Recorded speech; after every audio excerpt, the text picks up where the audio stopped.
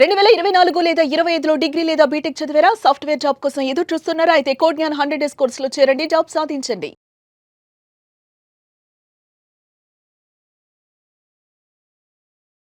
Welcome to Suman TV. నేను మీ Suman TV Nag. Recovery agents వలన కనుక మన హెల్త్ పాడైపోతే హాస్పిటల్లో అడ్మిట్ అయితే లీగల్ కాంపన్సేషన్ అనేది తీసుకోవచ్చా అండ్ దీనికి చట్టాలు ఏం చెప్తున్నాయి అనేది ఈరోజు మనతో పాటు ప్రముఖ అడ్వకేట్ శశికాంత్ గారు ఉన్నారు. అది వారి మాట్లాడి తెలుసుకుందాం. నమస్కారం సార్. నమస్తే. ఎక్స్ట్రీమ్ వెళ్ళిపోయి రికవరీ ఏజెంట్స్ ప్యానిక్ క్రియేట్ చేసి బీపీ షుగర్లు అన్నీ వచ్చేసేలాగా మనం ఏమీ ఆలోచించలేనటువంటి ట్రామాలోకి తీసుకొని వెళ్ళి ఒక స్ట్రెస్కి గురి చేసి హాస్పిటల్ పాలైపోతాము.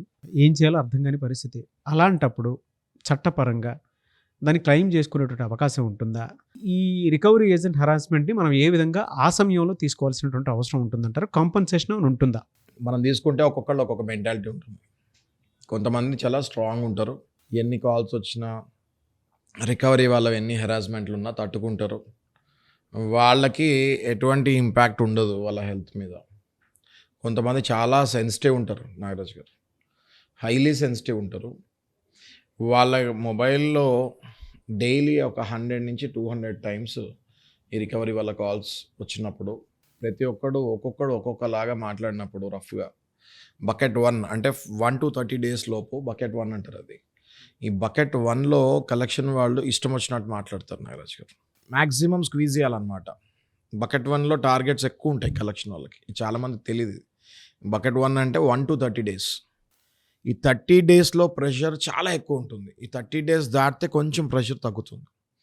అయితే మ్యాక్సిమం ప్యానిక్ అటాక్స్ కానీ హార్ట్ అటాక్స్ కానీ డీప్ డిప్రెషన్స్ కానివ్వండి, ఈ 1 to 30 days లోపే చాలామంది క్లయింట్స్ ఫేస్ అవుతాం. మేము పర్సనల్గా చూసాం. ఎప్పుడైతే వీళ్ళు ఇట్లా ప్యానిక్ అటాక్స్కి గురవుతారో చాలామంది హాస్పిటల్స్లో కూడా అడ్మిట్ అవుతారు, డిప్రెషన్కి వెళ్తారు. ఇంట్లో వాళ్ళు మళ్ళీ బయట అప్పు చేసి మరీ వీళ్ళకి ట్రీట్మెంట్ ఇస్తాం జరుగుతూ ఉంటుంది.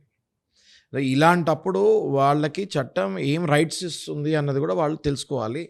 ఈ విషయం చాలామందికి తెలియదు. నాగరాజ్ గారు, they have every right to go for compensation, but they need to establish there medical problems and establish the hospital proofs and evidences and they need to submit that. అంటే హాస్పిటల్లో అడ్మిట్ అయినప్పుడు ఆ డాక్టర్ ఏదైతే రాస్తారో doctor గారు ప్రిస్క్రిప్షన్లో కానివ్వండి, summary షీట్లో కానివ్వండి, డెఫినెట్గా panic attack due to harassment from collection agents అన్నది కూడా మెన్షన్ చేయొచ్చు. ఎందుకంటే డాక్టర్ గారు కౌన్సిలింగ్ చేసినప్పుడు అడుగుతారు, మీకు పెయిన్ ఎందుకు వచ్చిందని అని అడుగుతారు. మీకు పెయిన్ ఎందుకు వచ్చింది అన్నప్పుడు, నాకు ఇట్లా విపరీతమైన కాల్స్ వచ్చినప్పుడు నాకు టెన్షన్ వచ్చి పెయిన్ వచ్చిందని అని అంటారు. మరి ఎక్కడి నుంచి కాల్స్ వచ్చాయండి మీకు, ఎవరి కాల్స్ వల్ల అని అడుగుతారు. ఈ మధ్య కలెక్షన్ వల్ల కాల్స్ స్టార్ట్ అయినాయండి, దానివల్ల నాకు ఇక పెయిన్ స్టార్ట్ అయింది అని అంటారు. ఇంతకుముందు ఎప్పుడైనా మీకు లైఫ్లో ఈ పెయిన్ ఉందా అండి?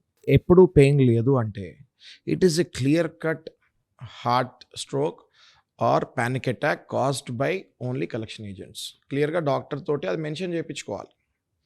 డాక్టర్ గారు కూడా అది మెన్షన్ చేస్తారు వెరీ క్లియర్లీ. ఒకవేళ ఏదైనా పెయిన్ వచ్చినా ఏదైనా పేషెంట్కి దేనివల్ల వచ్చింది, ఎందుకు వచ్చింది అని చాలా క్వశ్చన్స్ అడుగుతారు కదా డాక్టర్స్. అది ఒకటి ఎవిడెన్స్ లాగా క్రియేట్ అవుతుంది. నెక్స్ట్ అదే హాస్పిటల్లో దానికైన బిల్స్ కూడా అవుతాయి కదా నాగరాజ్ గారు.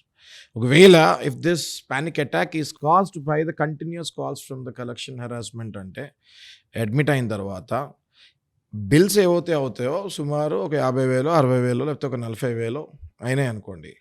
ఆ బిల్స్ని ప్లస్ ఈ డాక్టర్ గారు రాసిన సమరీ షీట్ని 2 అటాచ్ చేస్తే అది ఒక స్ట్రాంగ్ ఎవిడెన్స్ ఫామ్ అవుతుంది. ఖచ్చితంగా మనం ఎప్పుడైతే ఈ medical problems plus medical reasons establish చేసి దాంతోపాటు ఈ మెడికల్ ప్రూఫ్స్ కూడా బిల్స్ కూడా పెడుతున్నామో మీరు కంపన్సేషన్కి అర్హులు.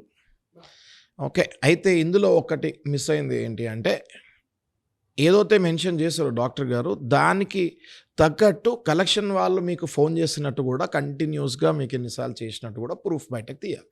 ఆడియో వీడియో ఇవన్నీ కూడా అటాక్కి ముందు హాస్పిటల్కి వెళ్ళే ముందు ఒక 2 to 3 days ముందు ఈ డేటా కనుక మీ దగ్గర ఎస్టాబ్లిష్ అయి ఉంటే ఎవరైనా కామన్ పర్సన్ కూడా చెప్పేస్తారు ఇదే కారణం అని. రైట్, కామన్ పర్సన్ కూడా తెలియాలన్నమాట దీనివల్లే అయింది అని. అప్పుడే కోర్టులు కూడా నమ్ముతాయి దీనివల్లే అయింది అని. ఇది కాంపన్సేషన్ ఉంటే ఎంత ఉంటుంది సార్ అసలు?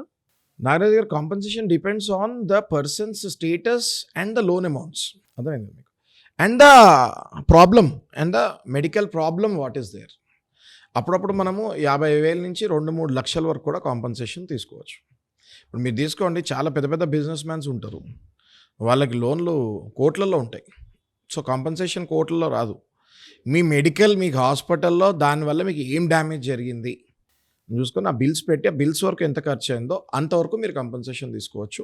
50,000, 1,00,000, 2,00,000 అన్నది డెఫినెట్గా మీకు ఒకవేళ జరిగి ఉంటే, అయి ఉంటే, మీకు గనక ఇన్సూరెన్స్ ఏమి కవరేజ్ లేకుండా ఉంటే 100% మీరు ఆ బిల్స్ని క్లెయిమ్ చేసుకోవచ్చు నాగరాజ్ గారు. చాలామంది తెలియనటువంటి విషయం, మీలాంటి వాళ్ళ వల్ల లీగల్ అవేర్నెస్ తోటి బయటకు వస్తూ ఉన్నాయి. నిజంగా మీరు ఎంతమందికి ఆ ఫ్రెండ్లీ అడ్వైజ్ ఇస్తూ ఉన్నారో, వాళ్ళకు ఉండేటువంటి సైకలాజికల్ సఫరెన్స్కి you are the relief sir.